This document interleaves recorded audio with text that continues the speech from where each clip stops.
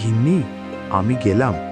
আর এই ছেলেটাকে একটু বুঝাও, এমনি তো চলবে না, কিছু একটা করতে তো হবে। আচ্ছা, সাবধানে যাইও, আর সন্ধ্যা হওয়ার আগে বাড়ি ফিরে এসো। শরীরেও যে এখন এত শক্তি নেই, আগের মতো এখন আর পরিশ্রম করতে পারি না। ছেলেটাও সারাদিন ঘরে শুয়ে থাকে, কোনো কাজই করে না।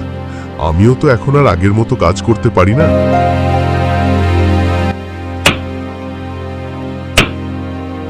ওহ, আর পারছি না, এখন আর আগের মতো কাঠ কাটতেও পারি না। লোকটি কাঠ কাটতে থাকে। হঠাৎ একটা সাপ এসে তার পায়ের মধ্যে কামড় দেয়। তারপর সে মাটিতে পড়ে যায়। এই রাফি, উঠ উঠ রে, তোর বাবা এখনো আসছে না কেন? যা, একটু জঙ্গলের দিকে গিয়ে দেখ কোনো বিপদে পড়ছে কিনা। মা, বাবা এখনো আসে নাই? আচ্ছা, ঠিক আছে, আমি যাচ্ছি মা। রাফি সে তার বাবাকে খুঁজতে বের হয়ে যায়। সন্ধ্যা হয়ে যাচ্ছে, তারও একটু ভয়ে ভয়ে লাগতে শুরু করলো। তারপর গিয়ে দেখলো তার বাবা একটা গাছের পাশে পড়ে আছে।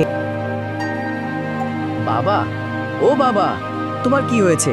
উঠো বাবা, উঠো না। বাবা, আমাকে একটা সাপে কামড় দিয়েছে, আমি মনে হয় বাঁচবো না রে। না বাবা, তোমার কিচ্ছু হবে না, আমি আছি তো।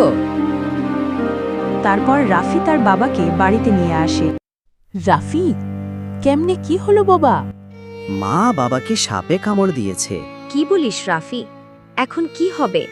আচ্ছা, তুই তাড়াতাড়ি বিক্রমপুর একজন তান্ত্রিক মশাই আছে, তাকে নিয়ে আয়।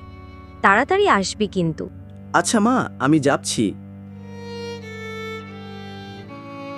রাফি তান্ত্রিক মশাই কাছে তাড়াতাড়ি চলে যায় এবং তান্ত্রিক মশাইকে বলে, আমার বাবাকে একটা সাপে কামড় দিয়েছে, প্লিজ আমার বাবাকে বাঁচাও, আমার বাবার অবস্থা খুবই খারাপ।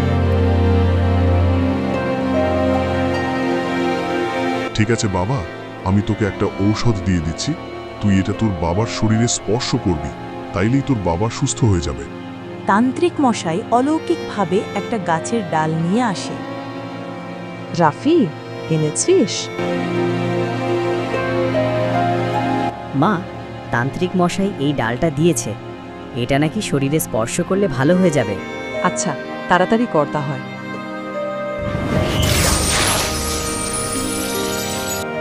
তারপর তার বাবা সুস্থ হয়ে পড়ে এবং বিছানায় থেকে উঠে বসে।